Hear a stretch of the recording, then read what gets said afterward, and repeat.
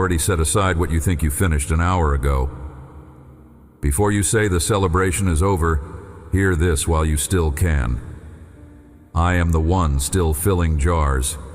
Even now, even after the guests began whispering that the wine had run out. You have been counting what is left in the glass in your hand and calling it the whole cellar. I have not served you the best of what I carry only to disappear the moment it looked used up. I am not finished pouring. I know the particular shame of watching something good run dry sooner than you expected it to. Not a tragedy, not a headline, a smaller, quieter humiliation.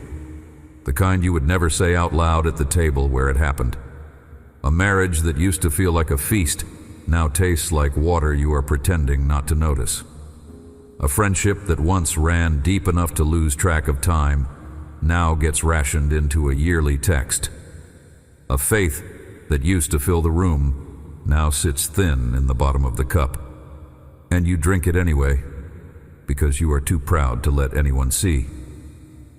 The pitcher is nearly empty. You keep glancing toward the door, wondering how much longer you can keep the guests from noticing, wondering whether the good part of your life has already happened. And this is simply what remains of it. You have a box somewhere, a shelf, a phone folder, a drawer you do not open on ordinary days, where the record of the better vintage still sits untouched. A toast someone gave that made the whole room go quiet. A photograph from a year when everything still tasted like the first course of something wonderful. You do not take it out often, because taking it out means measuring it against what is on the table now, and the measuring never goes the way you want it to. You have started speaking of that season the way people speak of a harvest that already happened. Past tense, finished. Something to be grateful for rather than something you are still standing inside of. I have watched you do the arithmetic more than once, quietly, late, subtracting the good years already spent from however many you think remain and arriving at a number that frightens you. I did not hand you that arithmetic. I am not bound by it, and neither, in the end, are you. There is a wedding I want to take you to. Small, forgettable by any account, except the one that mattered. A village too modest for anyone to write down its name if not for what happened there. And partway through the celebration, before the dancing had worn itself out, before half the guests had even settled into their seats, the wine ran out. Not a metaphor to you yet. An actual, mortifying, practical shortage. The kind that could follow a family for years in a town where everyone remembered everything. The host had planned for joy and miscalculated the appetite for it. That failure, small as it looks from here, is closer to your own story than you have let yourself admit. You planned carefully too. You still ran out sooner than you thought you would. Here's the first thing I want to put in your hands. Turn it over slowly before you set it down. The world serves its best wine first. Every host who has ever thrown a party you have attended follows the same quiet rule. Pour the good vintage early while people can still taste the difference and bring out whatever is left thinner and cheaper once no one is paying close enough attention to complain. That is how most things arrive to you. The best day of the courtship comes before the wedding. The clearest sense of calling comes before the years of grinding it out. The sharpest edges of a friendship come before the long stretch where you simply keep showing up for each other without any of the spark that started it. You learned the order early, and you have been quietly grieving it ever since, certain that whatever is served last in any story must be the weaker pour.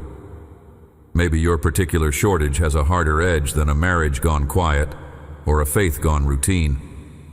Maybe you buried someone, and the celebration you feel guilty for wanting again is simply ordinary joy itself. Laughing, without the catch in your throat, sitting at a table without counting the empty chair first.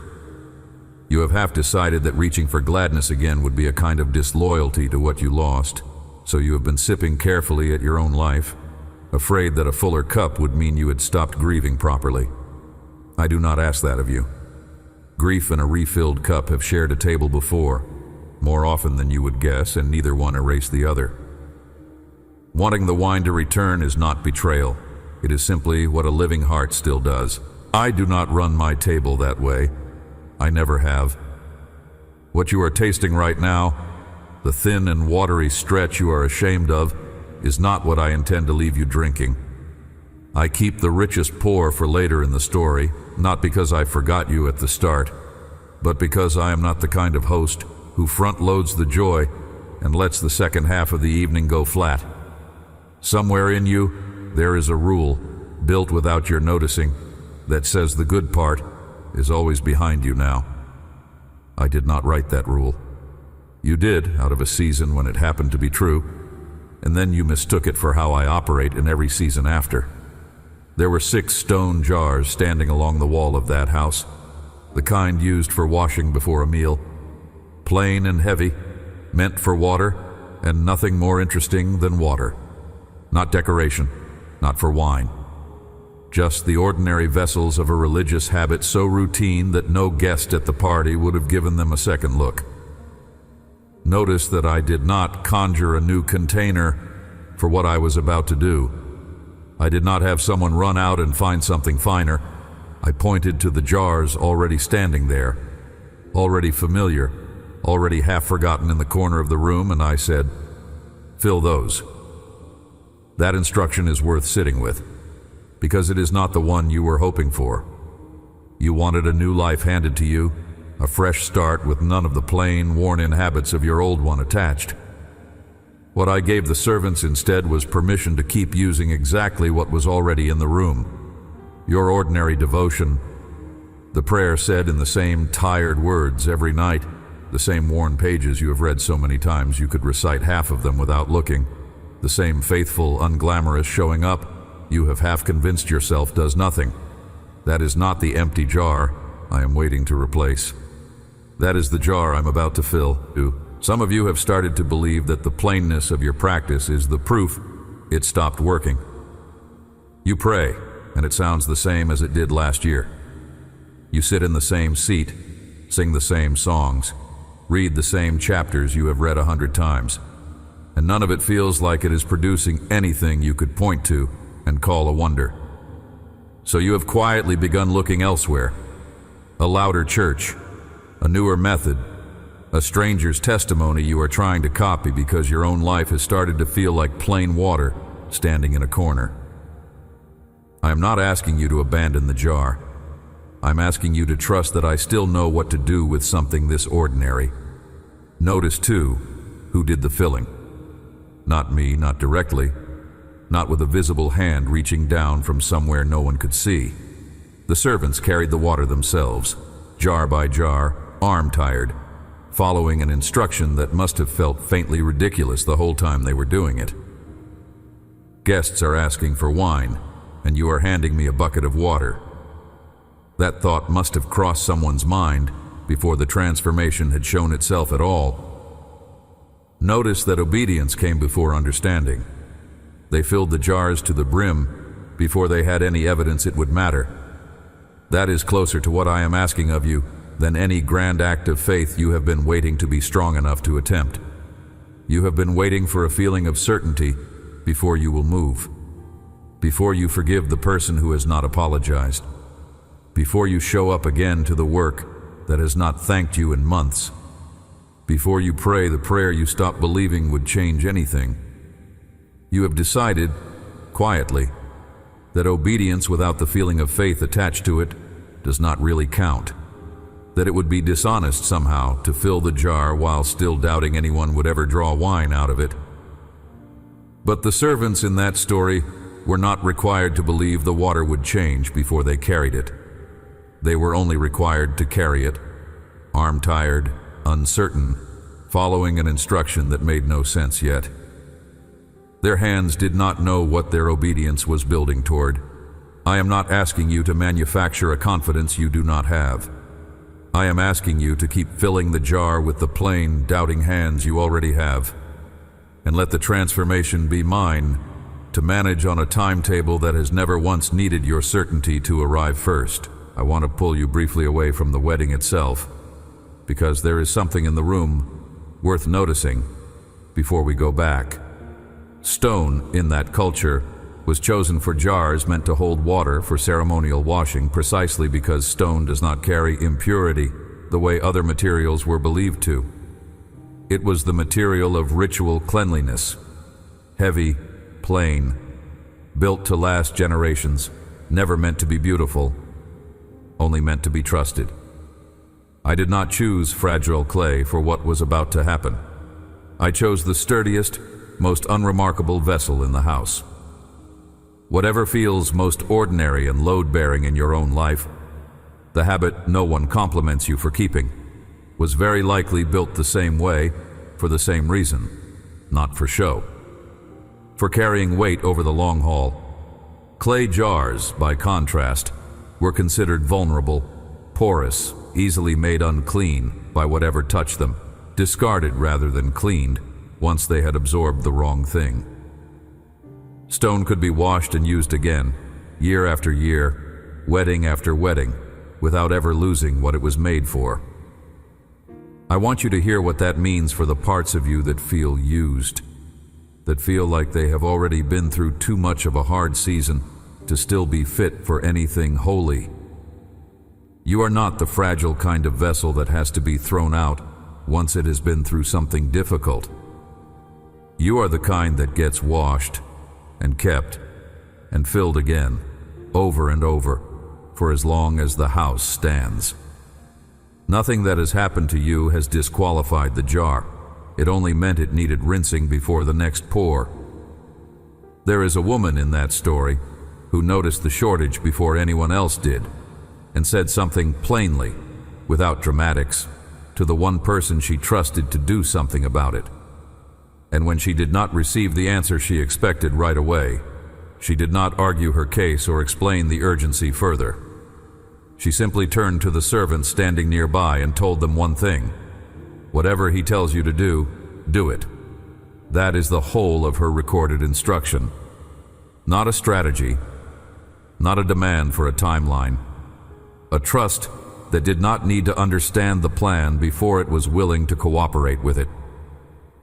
I want that same trust from you now, in the ordinary stretch where the shortage is obvious and the miracle is not yet visible. There is a particular ache in standing at your own table, while someone 2 seats down is still on the first course of a feast that has not thinned out for them yet. You have watched a friend's marriage still taste like the wedding week, years in. You have watched someone else's calling still burn as bright as it did the day they started, while yours has gone quiet and dutiful. It is easy from where you are sitting to believe your portion was simply smaller, that some households get the whole bottle and others get the dregs, and there was never any fairness in how the pouring got divided. I want to correct that quietly before it hardens into something you carry for good.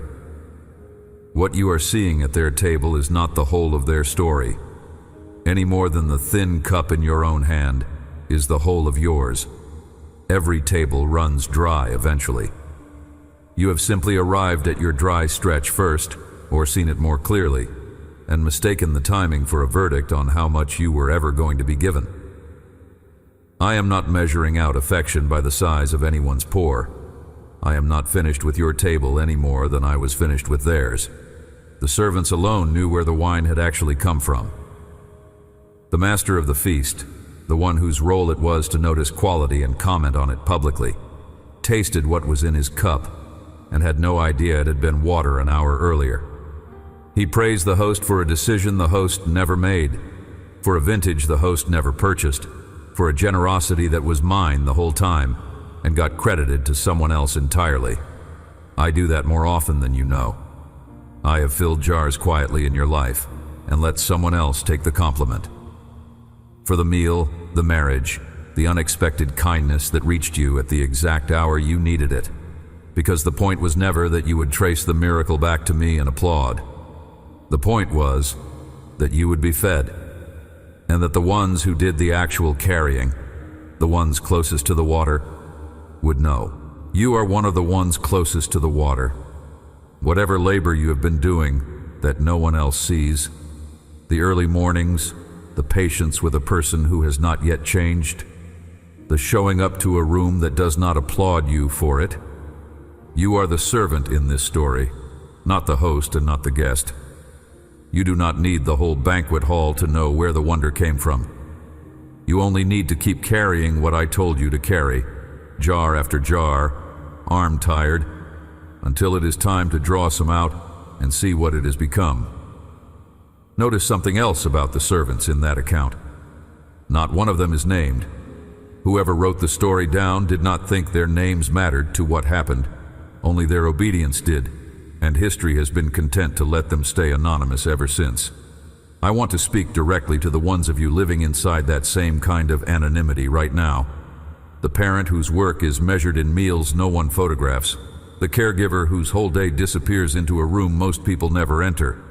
The one who prays for a family by name every morning and will likely never be thanked for a single one of those prayers out loud.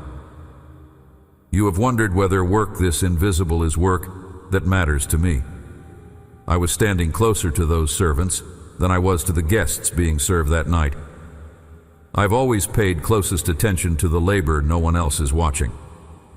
Your name may never appear in the part of the story anyone else reads.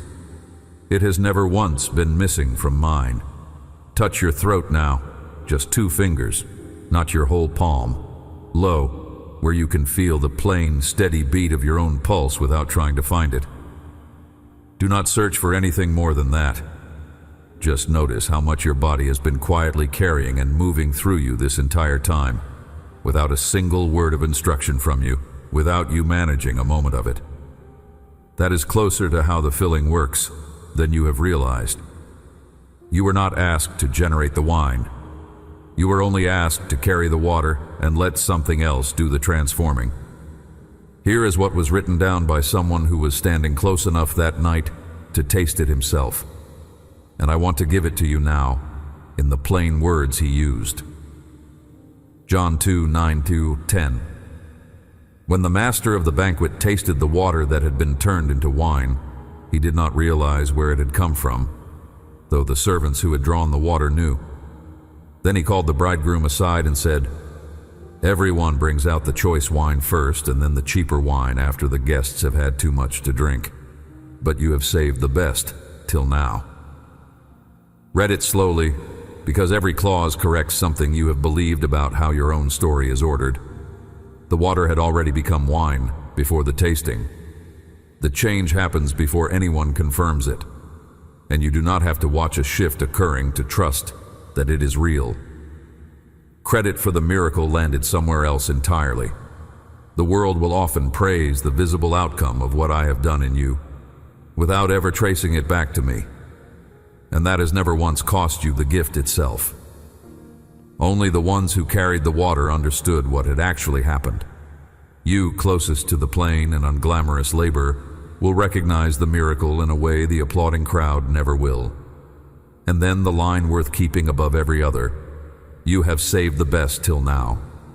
Not despite the delay, because of it. The lateness was not a failure in the plan. The lateness was the plan.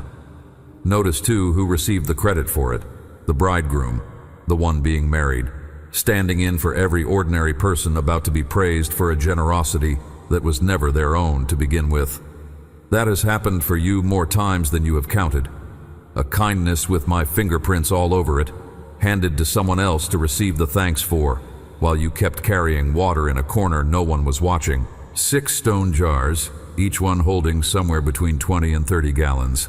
Filled to the brim on a plain instruction that must have looked like a waste of effort at the time.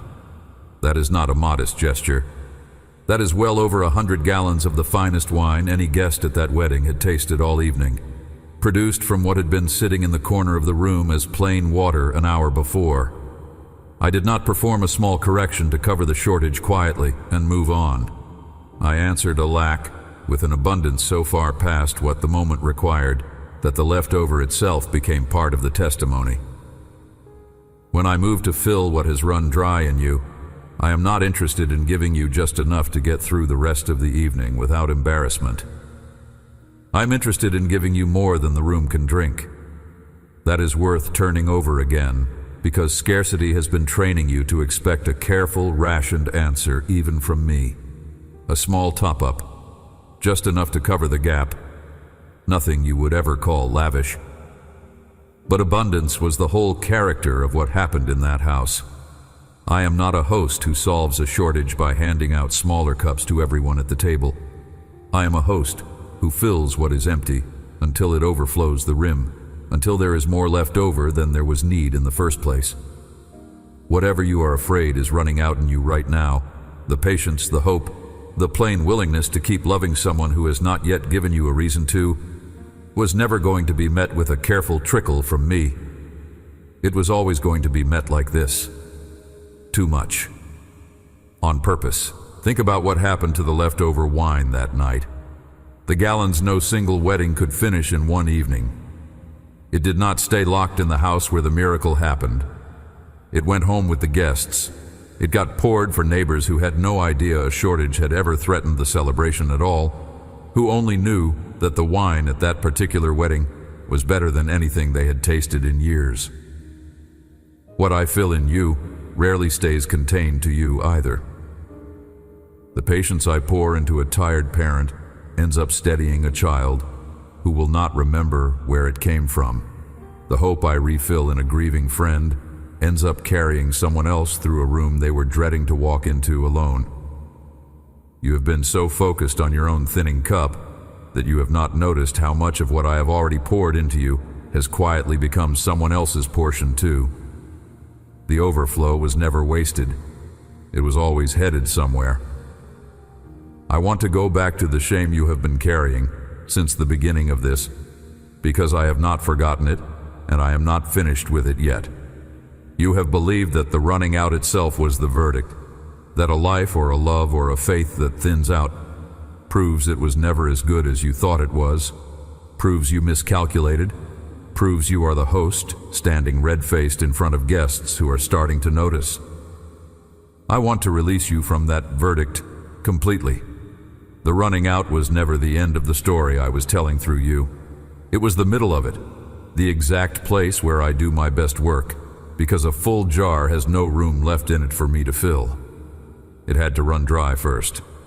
Every jar in that room did.